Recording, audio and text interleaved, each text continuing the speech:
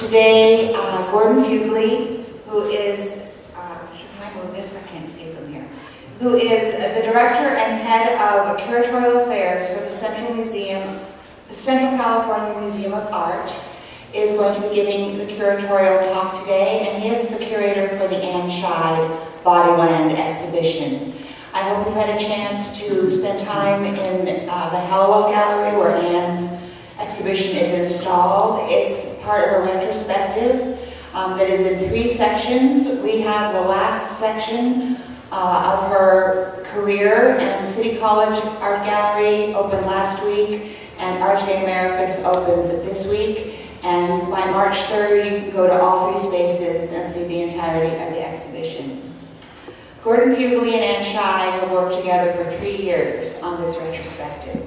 And Christina Hornback, the curator for FAM, and myself spent a good couple hours in Anne's studio with her a few months ago. And that alone was intense. So we can imagine what it's been like for the 2 of them to work together for 3 years towards realizing this overview of her magnificent drawings and her focus as a drawer or a draftsperson. Gordon will be talking today about drawing and drawers. He'll be talking about art history. And I don't know much else about what he's going to be talking about, but I'm sure it'll be fascinating. I'm excited to learn. And please, I welcome Gordon Fuglie to the stage.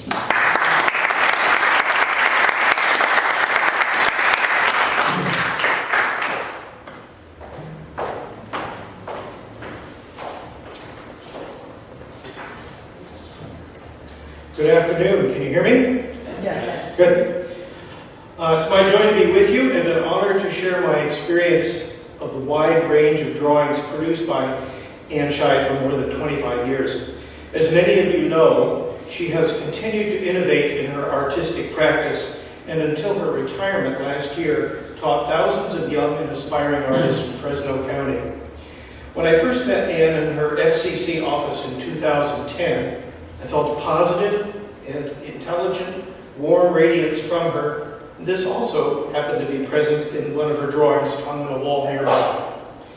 On behalf of Anne, I am deeply grateful to the Fresno Art Museum curator, Christina Hornback, for believing in this project through thick and thin in the number of years it took to bring it to fruition.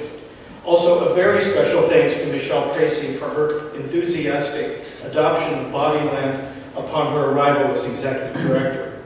We were also appreciative of the assistance of the museum staff, and today with the videography of Teresa, Flores, and Dan in the control room.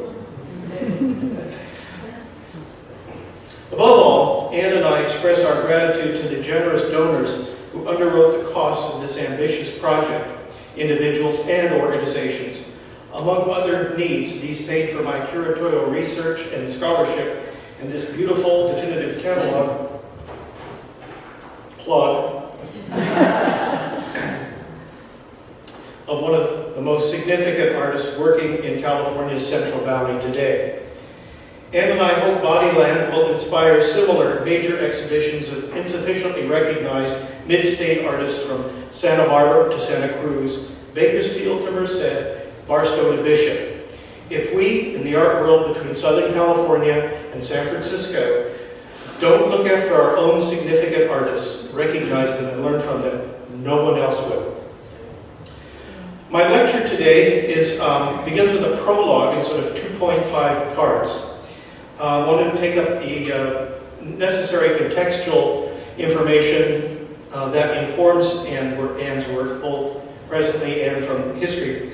And that includes modern spirituality and the spiritual in modern art, and a brief trip through the late 19th century symbolist art, which I believe Anne's work is strongly connected.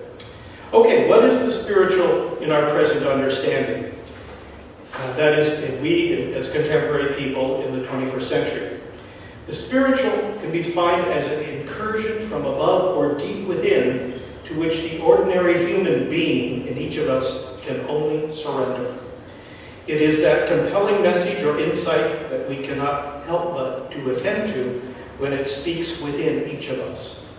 In this sense, the spiritual is a dramatic shift in experience and an undoing of what we take to be ourselves.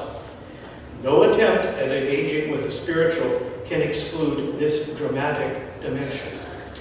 But it can also be a reasonably stable presence in our lives, an internal capacity that slowly grows in strength and understanding. It is the wiser thought that appears when the chatter dies down, the clearer vision achieved by looking again and longer, the greater kindness reached by the recognition of the psychic and physical damage caused by human selfishness. Turning to the spiritual and the visual arts, it appears or becomes evident for most of us in these ways. Artists in their studios, for instance, it's a surprise discovery as they are at work. Or as an artist I just wrote about from Canada says, sometimes the work knows better than I do. As gallery goers, it can be a startling encounter where we are suddenly in front of a work and all of a sudden our whole perspective is shifted. Or, which often happens as well, paging through an oversized art book to come across an image that gives us pause, that stops us in our tracks. It transfixes us with its authority. Here's an off-cited example of such an encounter bears repeating. I think of the example of Rainer Maria Rilke, who was, amongst other things, a great, besides being a great poet at the turn of the last century, he was also a studio assistant to the sculptor Rodin. And he was a man of an exquisitely receptive temperament and had visited a museum when he came. He had just such an experience. He encountered a beautifully embodied marble sculpture of Apollo, but it was missing its head, its lower arms, and its legs. But clearly it was a figure that was sort of as if seated in a chariot, like ready to spring forward. So here is Rilke's response as a poem. And yet his torso is still suffused with brilliance from inside, like a lamp in which his gaze, now turned to low, gleams in all its power. Otherwise, this stone would seem defaced and would not glisten, would not, from all the borders of itself, burst like a star. For here there is no place that does not see you. And he concludes, you must change your life. Quite an encounter. In Rilke's example, the encounter is a kind of reminder of what one has forgotten. It calls the viewer to action. The spiritual in art offers a transient experience of intensity, of a larger world, and a larger self. One begins to care again, is awakened to old noble longings, to remorse, perhaps new thoughts and feelings, almost always to a clarified sense of direction. The blend of hope and remorse is a sign that one has entered the spiritual in art. It performs a kind of cleansing, as if our eyes were washed. We see it anew. Alas, these moments are temporary, but no less signifying for their brevity. They place us at the crossroads, where we find new purpose, direction, and insight. And these moments are resources for those artists who look beyond, understand there is important work to do, and with discipline undertaken. The spiritual in modern art, and I want to distinguish this from religious art of the previous centuries, and taking as my starting point here, the late 19th century. If you travel to Europe or to Mexico, we've seen plenty of cathedrals and the art that was added to them over the many centuries. I'm not talking about that, although there are certain spiritual capacities inherent in the architecture and the work of those cathedrals. But I'm talking about the spiritual in modern art. This first became a prominent tendency in Europe in the 1880s, and especially in France, through an intense and amorphous body of ideas now known as symbolism. It sprang from a number of preceding movements that symbolist artists, including poets and musicians, were rebelling against. They saw themselves restoring essential elements in art that had been lost in earlier decades. But let's look at a bit of background so we enter into the late 19th century. Mid-19th century Europe saw the rise of a scientific and materialistic explanation of the world, accompanied by the undermining and discrediting of traditional notions of a divinely ordered cosmos overseen by the God of the Bible. In addition, the Catholic Church reflexively was clinging to a medievalist worldview, and Protestantism was a bit long on the tooth, now 400 years old. Second, there was the impact of Charles Darwin's theory of impersonal evolutionary biological mechanisms rather than a God-created world. Geological discoveries also pointed to a much older Earth than previously thought. Philosopher Friedrich Nietzsche thus spoke Zarathustra, proclaimed there was no God, and that mankind had killed him.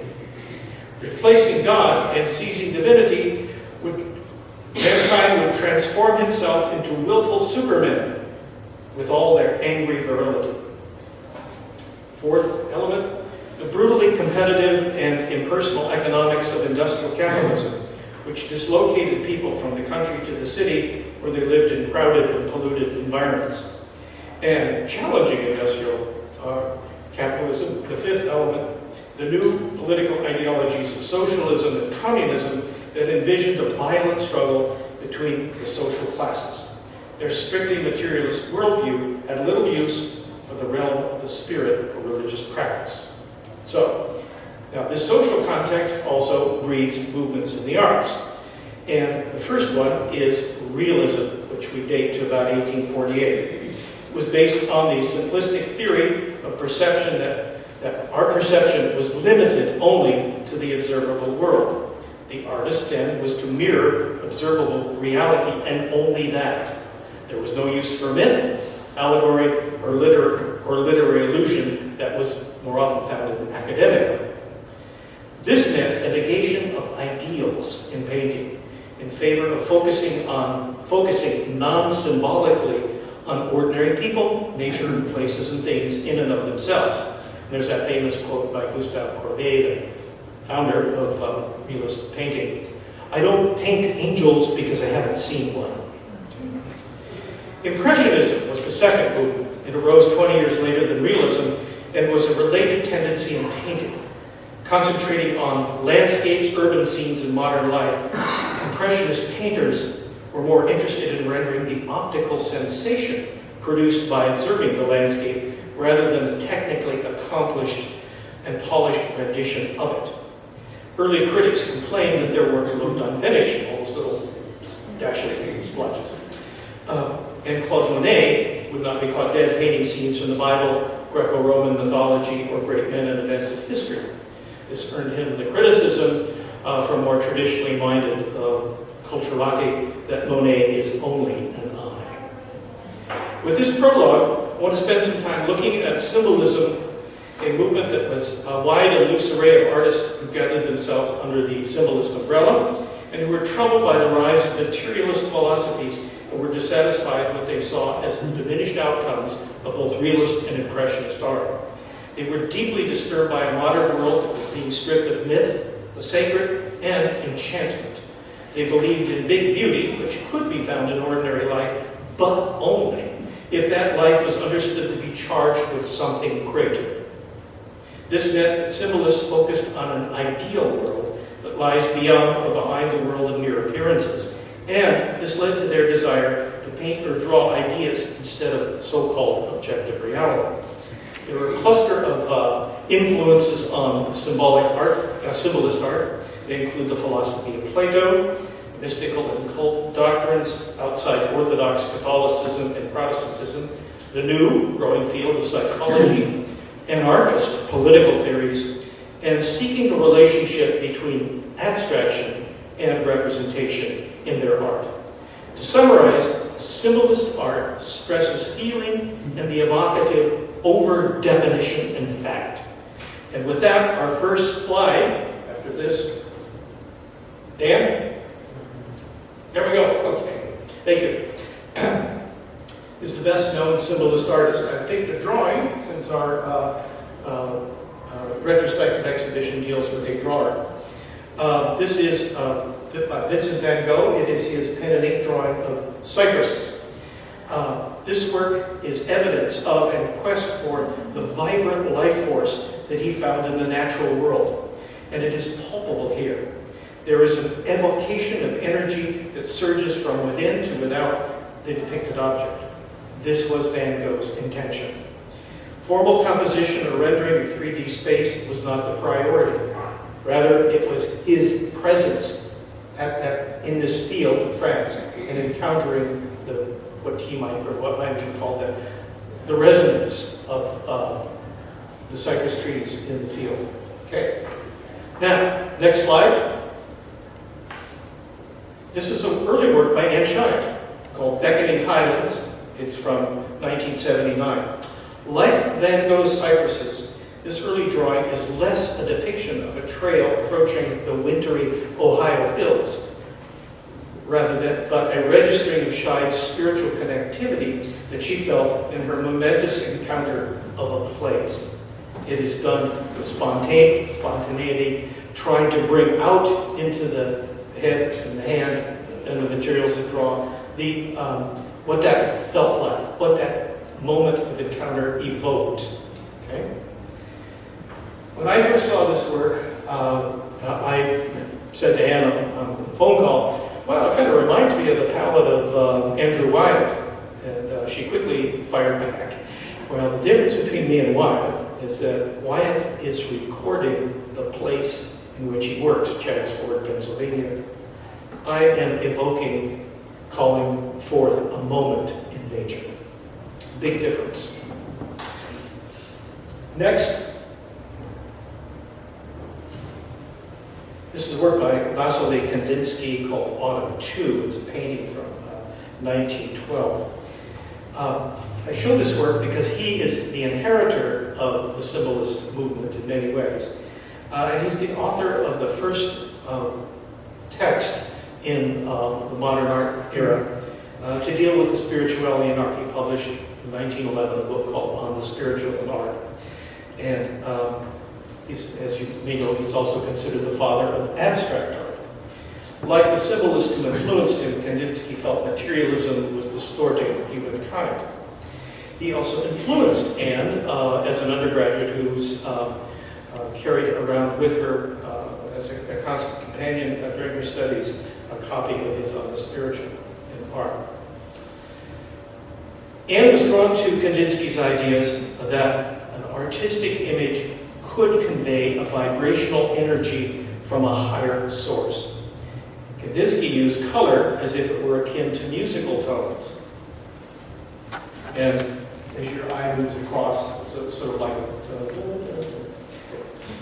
the result was a dynamic artwork subjectively composed only of color and shapes, but viewed in conventional artistic terms again, it looked unfinished.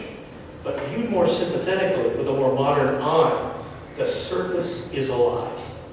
It is not an inert pictorial painting or drawing of a place, trying to get all the details right. Let's go to the next one, Dan. Compare this with work that Anne did in 1982. It's called Calliope Blues. Like Kandinsky's Autumn 2 landscape, this work hovers between abstraction and representation. The color pastel is a flickeringly expressionistic response to trekking through the hills around Dubuque, Iowa. It is drawn as an arrangement of translucent and overlapping diagonals, triangles, and peaks. Despite its complexity, there is a converging oneness to the image, achieved largely through the artist limiting her color scheme and deploying it across the entire surface of the sheet. The result, the surface is alive. Let's look at another work. This is another color pastel. This is from 6 years later. It is called Sun Bleached. And I should add that during this period we're looking at now, Anne is focused primarily, almost exclusively, on the landscape. Before Anne turned from the landscape to the figure as her principal subject, she made a series of visionary representations of the clusters of lotuses that grew along the banks of the Mississippi River. In Buddhism, lotuses are symbols of purity and spontaneous generation, and hence symbolize divine birth. According to the Lalita Vistara, a Buddhist sutra or narrative of the legendary Buddha, quote, "The spirit of the best of men is spotless, like the new lotus in the muddy water, which does not adhere to it," close quote. And according to esoteric Buddhism, the heart of the human being is like an unopened lotus. When the virtues of the Buddha develop in a person, therein the lotus blossoms. This work, of course, coincided with Anne's spiritual quest in taking up a meditational practice. Now, let's, next slide. So this is a color pastel from some 90 years before Anne did the last one. What was that? Galactic Blues? Sunbleach, yes. Okay. So, a color pastel work. This is by a very little known French symbolist artist named Jeanne Jacquemin, a female artist from 1892. Uses it to provide a frame of reference to getting a historical perspective on Anne's work. It certainly has a similarity in many ways, technically, to Anne's 1980s landscape and use of symbolic floral imagery. This work, and the title is Woman of Sorrow and Crown of Glory from 1892. It is a hyper-spiritual work, definitely beyond the precincts of Roman Catholic Orthodoxy. It is a religious image that reaches beyond centuries of traditional Passion iconography. And note how the Garden of Gethsemane is literally intertwined with the suffering of a female, Christ type, or perhaps even androgynous type. With the crown of glory, a piously ironic reference to the radiance of sacred suffering. Okay? Now I want to compare this to a work by Anne. Next. This is from 1993, a color pastel called A Discontent and a Reaching. 100 years after Jacquemin's piece, we have Anne's work of late 20th century symbolism. The model with the grave expression was a stunt pilot who flew jets and air shows. And Anne used the model's occupation as a personal metaphor of daring spiritual searching and reaching to the great beyond. Note the manifestation of the spirit as a translucent oval, a kind of crown just above her head. Jacquemin had the radiant crown of suffering. This work has Anne doesn't like the word aura, I believe, but a kind of signifier of the spirituality of this person. So she's now doing she has turned to do more figurative work, and this happened while she was in grad school at the University of Cincinnati. In 1991, Anne was recruited to come to Fresno and head up the drawing department at Fresno City College. And within 3 years, she had her practice, her teaching, and so forth, had encouraged her to take drawing to another level. Next one. This is a installation view of a work called A Step in the Dark from 1994. It was installed here at the Fresno Art Museum. And while Anne was heading up the drawing instruction programming at FCC, she conceived of A Step in the Dark. Her first attempt or experiment at creating a comprehensive artistic environment that was dependent on the viewer's movement through space that she designed. This was a project that risked big issues. What was at stake? Our birth and death and the duality of life. Passing through the architectural spiral that she had constructed for the exhibit, and lined with drawings of falling figures on translucent paper, the installation culminated at a red wall upon which I drew a white atmospheric mist, symbolic of an ocean wherein many bodies are swimming through the vast pool of life. That panel is not visible in this single slide, but we chose this one because of the concentration of the dichotomy between the white translucent paper and the kind of brick red walls of the varying figures. For viewers, A Step in the Dark became a spiritual journey akin to exploring a cavern of the unconscious where dreams and memories appear as positive, black on white, and negative, white on red figures, kind of reminiscent of the, as you enter into the darkened encounter, it calls up the allegory of Plato's cave, shadows on the walls. Okay. Let's take a look at another symbolist work as we explore this. This is Paul Gauguin. It is his self-portrait with the Yellow Christ. It's a work from 1891, I believe. He is considered to be the pioneer or father of French symbolism, the one artist who really, through all his previous training and experiments aside, to embrace this new movement. He spent some time at Pont-Aven in rural Brittany, where he escaped the Paris pressure cooker to make a new kind of art. He admired the traditional routines of the French peasantry, their native costumes, and the naivete of their Catholic faith. In other words, Paul Gauguin culturally associated himself with the pre-industrial world, not the industrial world in the urban centers. Now, wooden crucifixes were ubiquitous in these country churches, and Gauguin adapted one to this composition, equating the suffering of Jesus with himself as the artist seeking a new vision, largely on his own. He's a pioneer. He superimposes himself against the Christ of rural France and the wood carvings on the right that he created in Tahiti. The self-portrait is a combination of symbols reflecting his experiences and emotions. Think of it as a kind of imaginary collage of his identity, his moment in time.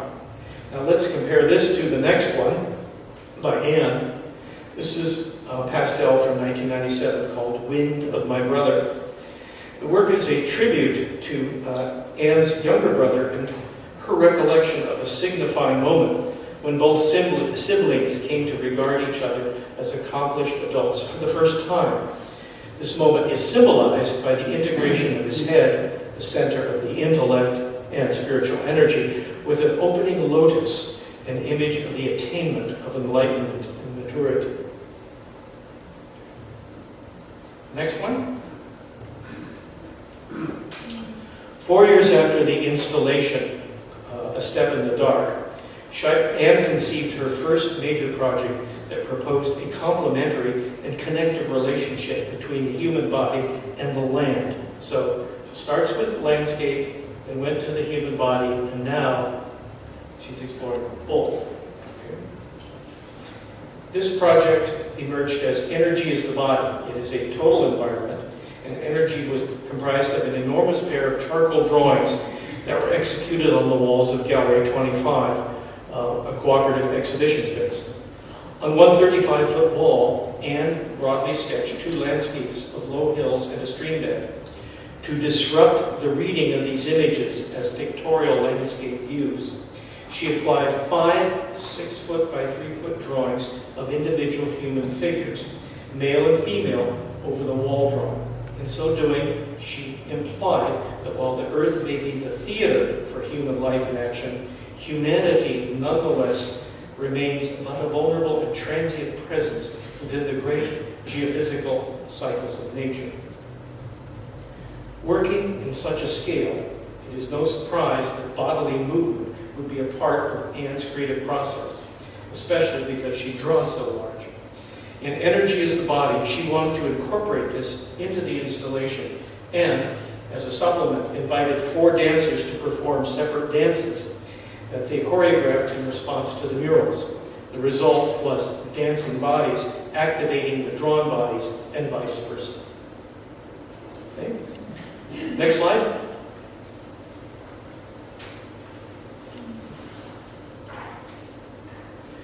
Now in the year 2001, where Anne was invited to Southern California to be part of a 4-person drawing show at El Camino College in Torrance. This was called Shades of Gray, 4 Approaches to Drawing, and Anne's contribution was entitled Women Make by Water. It is again, charcoal on walls and graphite on the vellum sheets.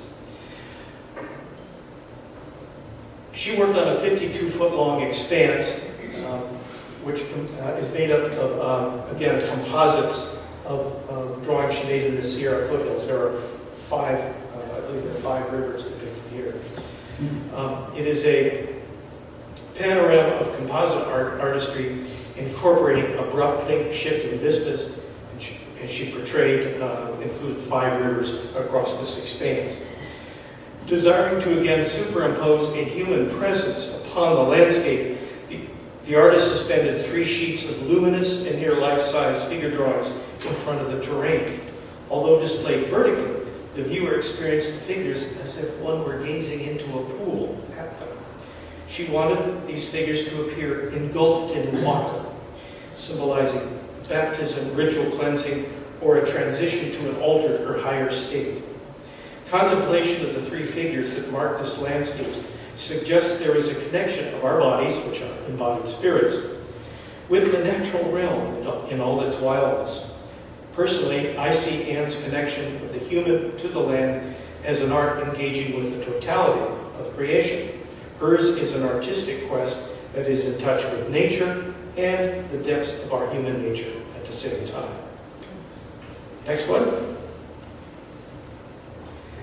This is the second in a series of drawings that Anne did as a kind of experiment, Trinity of the Self. It is a narrative cycle that explored 3 elements within the female psyche, giving them physical form. This one at top, figure 1 is at top. She hovers, is cloaked in darkness and shadow that Anne characterized as experienced yet unpredictable, an unbound creature capable of travel to times past and forward to times future. In other words, she is the incarnation of unbound consciousness. The second figure at lower right is white-robed. She symbolizes spirit, whose attributes are grace, beauty, and generosity. And the third figure, lower left, the nude, she symbolizes our fleshly existence, that is, her physicality, her vulnerability to struggle, suffering, deterioration, and death. Note here that all figures, 3 of them, direct their gaze and their energy to the right, suggesting an integrated focus of the 3 psychic states. In a gesture of momentary enlightenment, the figure symbolizing flesh extends her arms and spreads her fingers. I want to introduce here another comparison, so the next slide. This is a work by Anselm Kiefer called Your Golden Hair, Margareta, from 1981. It's a mixed medium canvas. Born the year that World War II ended, Anselm Kiefer is one of Germany's best-known artists who gained international reputation in the last decade of the Cold War era, the 1980s.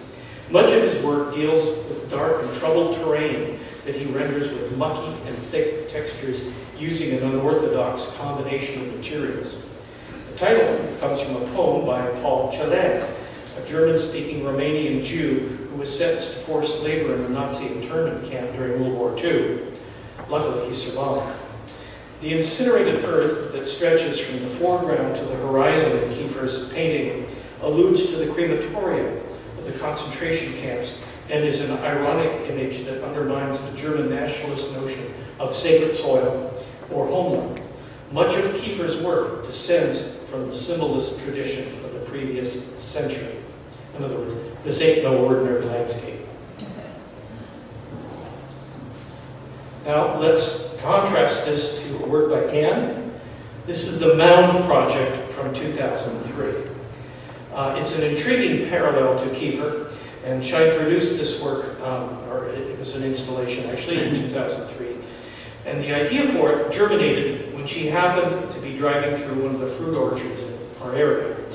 She was horrified to come upon a section of plum trees that were being uprooted by caterpillar bulldozers, scattered across the field and then piled in heaps. The destruction of the orchard inspired her to explore nature as a kind of Armageddon. And the factual reason for this occurrence was that she learned, due to intense global competition and prices and speculation in produce farming, the Fresno plums had become unprofitable. So as the idea percolated in Anne's mind, she recruited fellow artist Stephanie Ryan and returned to the site to sketch the destruction, small sketchbooks. And a year later, she conceived of an installation for Fresno's Gallery 25, to which she belonged as a member. So here's the next slide. There she is at work. Again, working with Ryan, they drew upon the gallery walls full length, artistically reconfiguring the agricultural ruins into an overpoweringly ominous world, a darkly brooding and dreadful landscape. Just inside the entrance to the gallery, Anne and Stephanie made a mound of their original on-site study drawings, a miniature recreation of the pile of trees. As with her other major drawing installations, Anne arranged for a dance performance to interact with the drawings. On the closing day of the mound project, dancers who were dressed in yellow sweatsuits, the trademark color of the bulldozers, by the way, erased the drawings from the walls, that is, destroying the destroyed trees. She found this to be a very a subject that wouldn't really let go of her, so she continued with that. Next, please. This is a work from the following year after the mound project called Transfigure. Did a number in these series. They were in charcoal and pastel. And it led to a further exhibition after the Gallery 25 show, which was called Witness and was shown here at the Fresno Art Museum in 2005. So it's a series of newer work. And in my view, the standout piece is a work called The Ancient. You can see this at, I want to make sure I have my sites right. This is at Fresno City College, right? Yes. Okay. This is the most compelling work in the Witness series. It's a pastel and charcoal measuring 80 by 100 inches. It portrays two adjacent tree trunks against a dark, smoky haze. I found that the vertical forms resemble or call to mind the Hebrew letter Tet, a text image suggesting Kabbalah, a body of mystical Jewish literature. It strikes me also as an icon in its depiction that mystically fuses figuration with the two trees. Given its scale and unique symbolism, it shares a grandeur of vision with the work of Ansel Kiefer. Next one. Now we enter a new phase here where Anne is going into the Sierra foothills, on which she frequently does, but in returning to the studio, there is a combination of figure with work. These are, unfortunately, projected with the blurriness maybe very sharp to you back where you're sitting. But this is a landscape from the Sierra foothills waterfalls. Can you see the figure head at the top, arm reaching out, and the legs coming down here? It's next to, in case you don't believe. Following the imagery of the Mound Project and Witness, Anne began making drawing trips into the Sierra and Yosemite National Park. She chose sites where nature could be experienced unsullied by human intervention and where a particular place spoke to her. Places like Bridal Veil Falls, the San Joaquin River, and Lewis Creek in the Sierra foothills. She made numerous brisk and expressive drawings of these places, working intuitively with charcoal and pastel, returning home with a stack of images by late afternoon. Back in her studio, the process continued.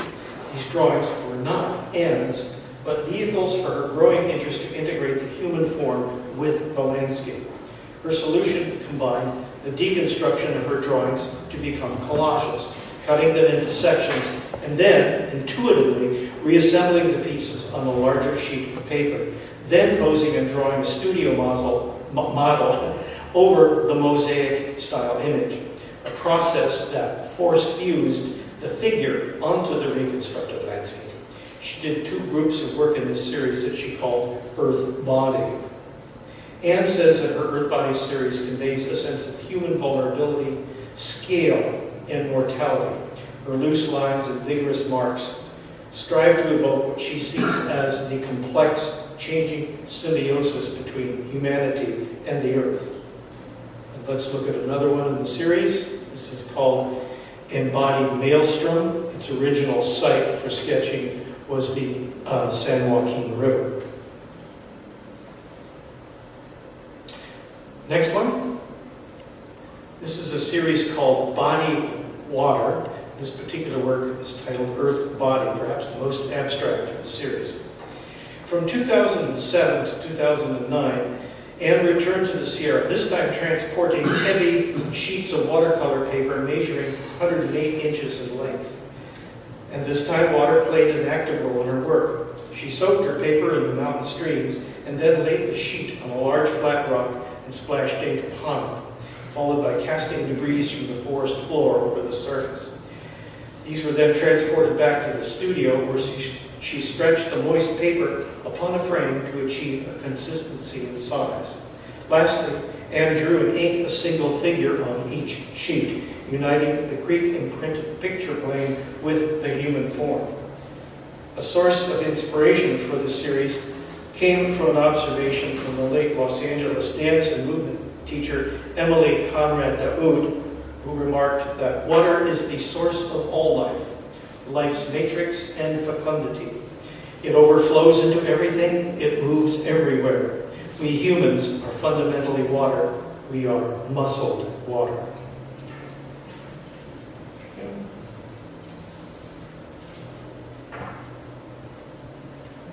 This is one that it's also in this exhibition. You can see the intense verticality of the piece. And see something of the water imprinted texture that the sheet has and the figure drawn over it. Okay.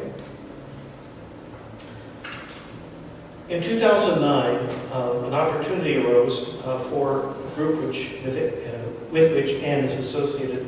That's the California Contemporary Art Collective.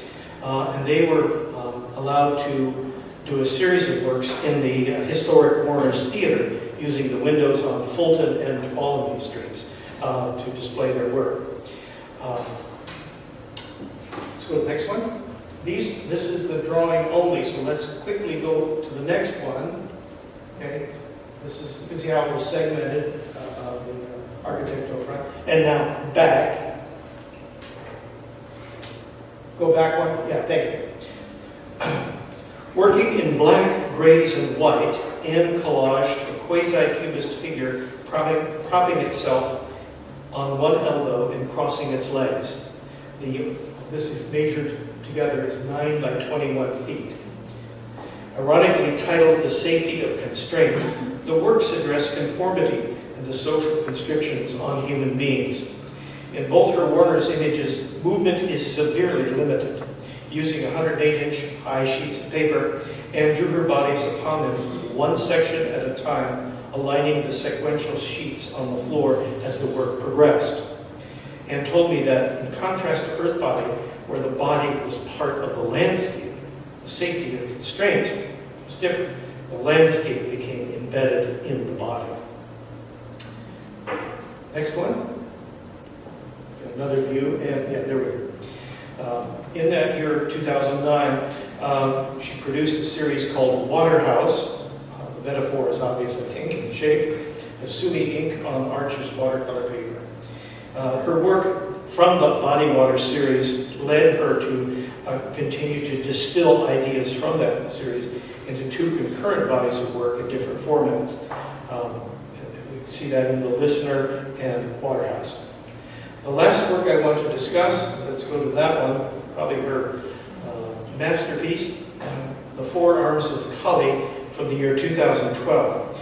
It is a quadriptych, graphite ink, wax and acrylic on wax paper, and it is a massive graphic work that I believe stretches our notions of the boundaries of drawing practice. Desiring to further her examination of the interconnectedness of humanity and the natural world, Anne decided upon an approach that linked certain traits of the Hindu goddess Kali and Western archetypes as identified by the psychologist Carl Jung.